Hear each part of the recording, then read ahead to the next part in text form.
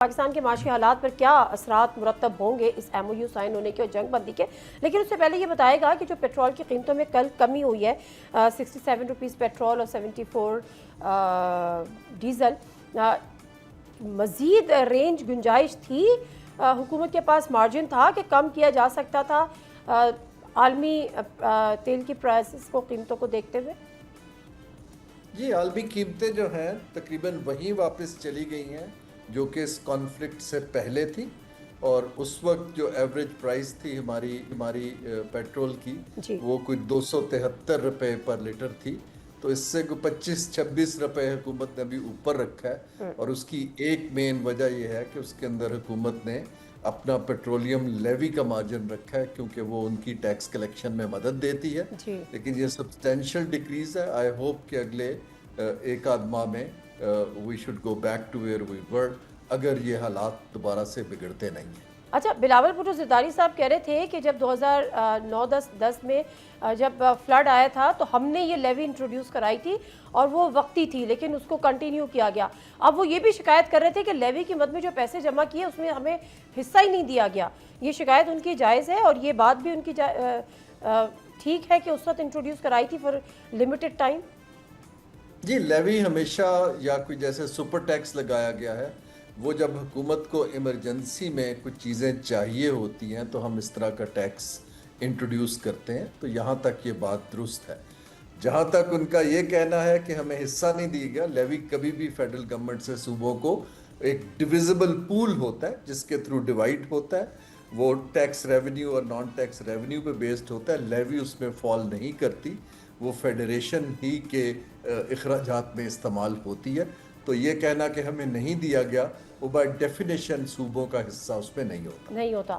عمران خان صاحب نے ایک زمانے میں لیوی بالکل 0 کر دی تھی اور پھر یہ ہوا کہ حکومت تو ملک دیوالیہ ہونے جا رہا ہے، ان کا وہ فیصلہ بھی غلط تھا؟ جی دیکھیے، وہ آپ ایک فیصلے کو نہیں لے سکتے۔ دیکھیں پاکستان کا ایشو کیا ہے، پاکستان کا ایشو یہ ہے کہ ہمارے اخراجات ہمارے جو کلیکشن ہیں اس سے زیادہ ہیں، جس کو ہم بجٹ ڈیفیسٹ کہتے ہیں۔ ڈیفیسٹ کو فائنینس کرنے کے 2-3 طریقے ہیں، ہم مینلی قرض لے کے فائنینس کرتے ہیں۔ جب ہمارا باہر کا ڈیفیسٹ جس کو ہم ایکسٹرنل کہتے ہیں وہ ہمارے ہاتھ سے نکلتا ہے تو ہم آئی ایم ایف سے بیل آؤٹ لیتے ہیں کیونکہ ہمیں ڈالر چاہیے ہوتے ہیں۔ جو ڈیفیسٹ فائنینسنگ لوکل ہے، دیکھیے 65% لوکل بینکوں کا قرض ہے حکومت کے اوپر جو بجٹ کے ڈیفیسٹ کو فائنینس کر رہا ہے۔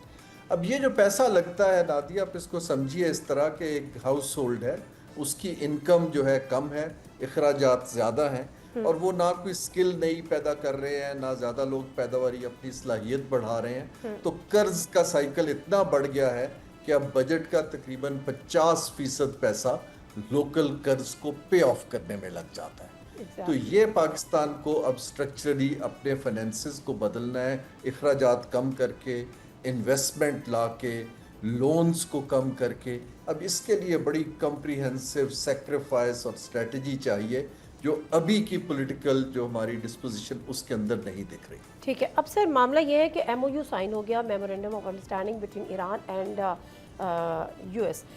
کیا اس کا امپیکٹ ہوگا پاکستان کی اکانومی پہ کم از کم؟ اور جو ہم تیل لینے کی بات ہوتی ہے کہ ایران سے تیل آنے لگ جائے گا اور پاکستان میں کوڑیوں کے دام فروخت ہوگا، اس میں کتنی حقیقت ہے؟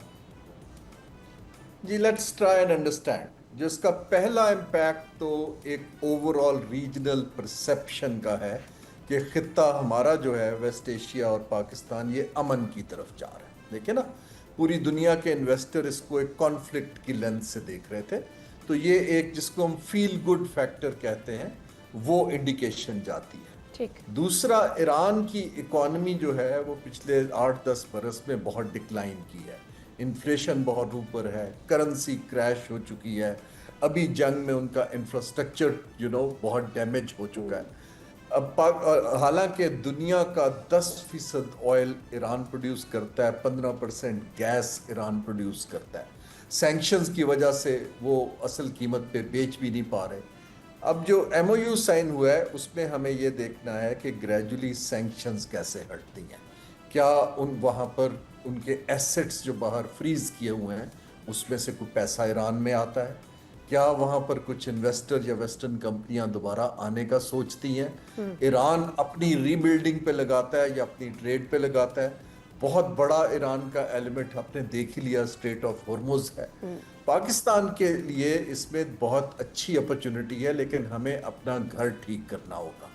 हमें अपना घर इस तरह ठीक करना होगा कि हमें पॉलिसी में शिफ्ट लाके, एक तो ईरान की अगर रिकंस्ट्रक्शन होती है हम उसमें रोल प्ले कर सकते हैं। दूसरा, हमारा सारा 85% ऑयल गल्फ से आता है। आप बिल्कुल ठीक कह रही हैं, अगर हम ईरान से गैस लेना शुरू कर दें जो कि पाइपलाइन इनकम्प्लीट है, तो हमारी रिलायंस कतर की LNG पे बहुत कम हो जाएगी और डिस्टेंस कम होने की वजह से प्रॉक्सिमिटी का एडवांटेज आके सस्ती गैस आनी शुरू हो जाएगी। हाँ। इसी तरह ऑयल की प्रोडक्शन ईरान को बढ़ानी होगी। ऑल्दो रिजर्व्स हाइड्रोकार्बन के वहाँ बहुत हैं, लेकिन वो प्रोड्यूस ज़्यादा नहीं कर पा रहे, तो अभी तो वो इन्वेस्टमेंट्स होंगी तो ये साइकिल चलेगा। ये नहीं कि बटन दबते ही यहाँ पर प्रॉस्पेरिटी। सर लेकिन एक आर्गुमेंट ये भी है, जो state minister for petroleum Ali Parvez Malik साहब, वो कहते हैं हमारे जो रिफाइनरीज हैं उनकी वो कैपेसिटी नहीं है कि वो ऑयल जो ईरान का है उसको रिफाइन कर सकें। तो फिर जी आप ठीक कह रही हैं। देखिए, हमने तो बेसिकली एनर्जी सेक्टर के अंदर अपनी पॉलिसीज ही ऐसी रखी हैं कि हमारी डिपेंडेंट इंपोर्टेड ऑयल के ऊपर बढ़ती चली गई, और वो सारा मिडिल ईस्ट से आता है, 4 ममालिक से। अभी जो हमारी रिफाइनिंग कैपेसिटी डीजल की तो है, पेट्रोल की नहीं है। I understand. ईरान के पास अपने और गैस में तो रिफाइनिंग नहीं चाहिए होती है। जितनी हमारी बिजली बनती है वो गैस से बनती है।